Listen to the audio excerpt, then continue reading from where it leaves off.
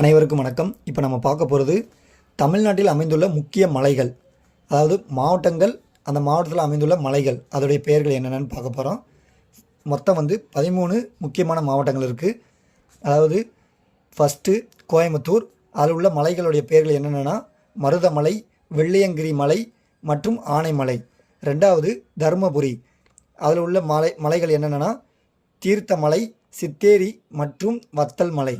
மூணாவது திண்டுக்கல், திண்டுக்கல்லில் பழனிமலை மற்றும் கொடைக்கானல். நாலாவது ஈரோடு, ஈரோடில் சென்னிமலை மற்றும் சிவன்மலை.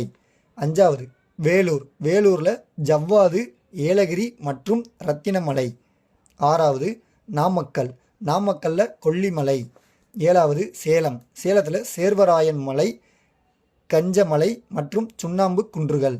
எட்டாவது கள்ளக்குறிச்சி, கல்வராயன் மலை. ஒன்பதாவது விழுப்புரம், விழுப்புரத்தில் செஞ்சி மலை.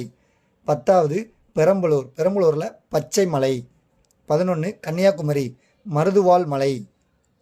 12 திருநெல்வேலி, மகேந்திரகிரி மற்றும் அகத்திய மலை. 13 நீலகிரி, நீலகிரியில் நீலகிரி மலை. நன்றி ஃப்ரெண்ட்ஸ். பிடிச்சிருந்தால் லைக் பண்ணுங்கள், சப்ஸ்கிரைப் பண்ணுங்கள் ஃப்ரெண்ட்ஸ்.